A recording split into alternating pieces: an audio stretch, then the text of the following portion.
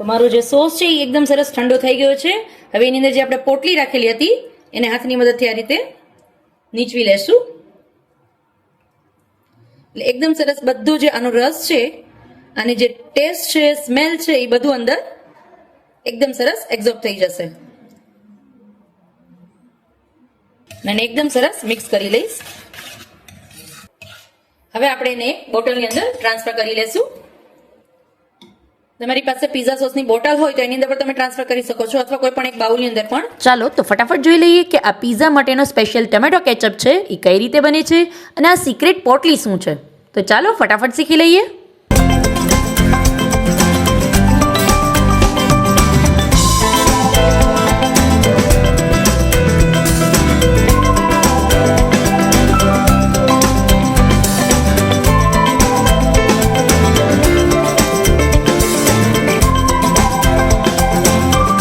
Pizza માટે special tomato sauce બનાવવાનો છે આજે. તો એના માટે મેં આ રીતે ટમેટાના 2 પીસ કરીને લીધેલા છે. આશરે મેં આમાં 12 થી 13 નંગ જેવા ટમેટાનો યુઝ કરેલો છે. અને સાથે સાથે એક બીટ જેને પણ આ રીતે નાના નાના કટકામાં ચોપ કરીને લીધેલું છે એને પણ આની અંદર એડ કરી દઈશ. હવે આની અંદર છે ને ફ્રેન્ડ્સ, પાણી બિલકુલ નથી નાખવાનું, બીકોઝ આની અંદર ટમેટામાં પાણી થશે, એટલે બિલકુલ પાણી નથી નાખવાનું. હવે આને પ્રેશરથી બંધ કરી અને હાઈ ફ્લેમ પર 3 સીટી થવા દેશું. પિઝા માટેનો સ્પેશિયલ સોસ એટલા માટે કહું છું કે નોર્મલ જે આપણે ટમેટો કેચઅપ બનાવીએ છીએ તો એ જે નોર્મલ આપણે કેચઅપ બનાવીએ એ રીતે નહીં, આમાં થોડું ડિફરન્ટ રીતે આપણે બનાવશું. એટલા માટે પિઝાનો સ્પેશિયલ ટમેટો કેચઅપ છે. તો એના માટે વિડીયો લાસ્ટ સુધી જોજો, વચ્ચેથી સ્કીપ ન કરશો. પિઝા સોસ પણ બનાવશું અને અલગ અલગ 3 જાતના તમને હું પિઝા પણ સ્ટેપ બાય સ્ટેપ બતાવવાની છું. તો એના માટે સૌથી પહેલા ટમેટો કેચઅપ આપણે બનાવી લઈએ. હવે ટમેટો કેચઅપ માટે હાઈ ફ્લેમ પર જ હું 3 વિસલ કરીશ. ફ્રેન્ડ, સાથે સાથે મારી ચેનલને જો સબસ્ક્રાઇબ કરવાની રહી ગઈ હોય તો પહેલા સબસ્ક્રાઇબ કરજો અને બેલ આઇકન પર જરૂર ક્લિક કરજો, એટલે મારા કોઈ પણ નવા વિડીયોની નોટિફિકેશન સૌથી પહેલા તમારા સુધી પહોંચે.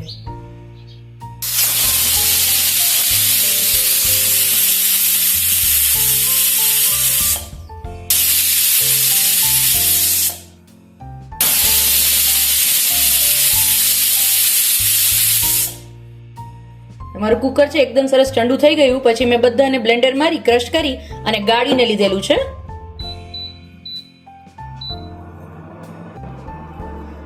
એની અંદર મેં આની અંદર 12 થી 13 નંગ જેટલા ટમેટા લીધેલા છે. તો હું આમાં ઓછામાં ઓછી 15 ચમચી જેટલી ખાંડ એડ કરીશ. એનું પ્રમાણ આ રીતે રાખવાનું, જે તમે ટમેટા રાખો છો એની એક ટમેટાની 1 ચમચી ઓછામાં ઓછી ખાંડ નાખવાની. જો ખટાસવાળા ટમેટા હોય, દેશી ટમેટા હોય તો ડબલ. સ્વાદ પ્રમાણે મીઠું એડ કરવાનું. હવે આની અંદર આ રીતે એક કોઈ પણ કોટનનું કપડું લેવાનું. એની અંદર અત્યારે હું નાખું છું 4 થી 5 નંગ જેટલા લવિંગ, એક તજનો ટુકડો, 2 થી 3 ટુકડા જેટલા ડુંગળી અને 2 કળી લસણ. હવે આ રીતે આની એક પહેલા પોટલી બનાવી લેવાની. આ રીતે પોટલીને દોરાથી હું બાંધી દઈશ. એકદમ ફિટ એને પહેલા બાંધી દેવાની.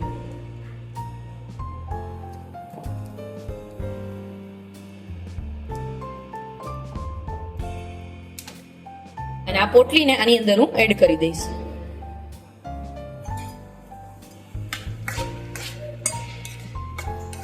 હવે આને એકદમ સરસ આપણે કુક કરી લેશું. પહેલા હાઈ ફ્લેમ પર ઉપર આને 5 મિનિટ સાથે બોઇલ કરશું. એકદમ સરસ બોઇલ થઈ જાય અને થોડું ઘટ થઈ જાય એટલે પછી આનો ફ્લેમ આપણે બંધ કરી દેશું.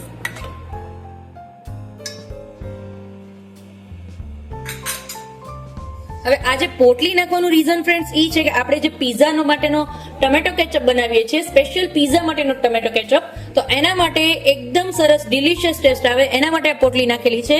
એની અંદર મેં તજ, લવિંગ, લસણ અને ડુંગળી બસ 4 વસ્તુ નાખી અને આ પોટલી બનાવેલી છે અને આની અંદર નાખેલી છે. જ્યારે તમે આ મારી સિક્રેટ પોટલી છે એ સોસની અંદર, કેચઅપની અંદર એડ કરશો ને, અને એનો જે ટેસ્ટ આવશે સોસનો એટલો ડિલિશિયસ આવશે કે તમને એવું થશે દર વખતે સોસ તો હું આ જ રીતે બનાવીશ.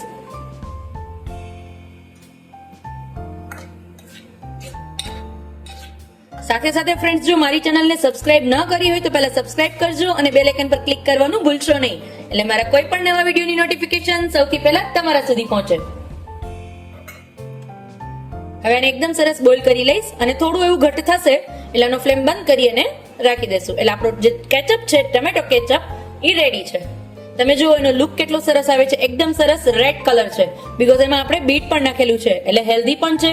એટલે બાળકોને જો ઘરનો કેચઅપ તમે આ રીતે બીટ અને આ રીતે પોટલી, સિક્રેટ પોટલી નાખીને બનાવી દેશો તો એટલો ટેસ્ટી લાગશે કે એવું લાગશે કે બહારનો કેચઅપ હવે પછી ક્યારેય નથી ખાવો. અને પાછો ફ્રેન્ડ્સ એકદમ ઈઝી પણ છે બનાવવો, ખૂબ જ ઝડપથી બની જશે. તો હવે પછી આપણે કોઈ પણ રેસીપીની અંદર જ્યારે કેચઅપ બનાવવો છે તો આ જ રીતે બનાવશું, બરાબર ને? મારો જે કેચઅપ છે એ એકદમ સરસ બોઇલ થઈ ગયો છે, તમે જોઈ લો, ઘટ પણ થઈ ગયો છે એકદમ સરસ. હવે આ ઠંડો થશે એટલે હજી આનાથી વધારે ઘટ થશે, એટલે હવે આટલી જ કન્સિસ્ટન્સી આપણે રાખવાની. આનાથી જો બહુ વધારે ઘટ કરી લેશો તો ઠંડો થશે તો વધુ ઘટ થઈ જશે, એટલે એટલા માટે બહુ ઘટ નહીં કરવાનો એને. મારો કેચઅપ છે એ રેડી છે. હવે જ્યારે ઠંડો થશે ત્યારે આની અંદર જે મેં પોટલી મૂકેલી છે એને હાથની મદદથી એકદમ સરસ નીચવી લઈશ. બધો એનો જે અંદરનો પલ્પ છે એ બધો મારો સોસની અંદર આવી જશે. ફ્લેમ બંધ કરી અને એને ઠંડો થવા માટે રાખી દેશું.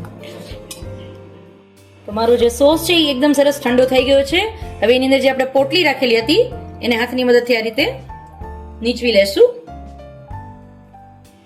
એટલે એકદમ સરસ બધું જે આનો રસ છે અને જે ટેસ્ટ છે, સ્મેલ છે, એ બધું અંદર એકદમ સરસ એબ્ઝોર્બ થઈ જશે. અને એકદમ સરસ મિક્સ કરી લઈશ.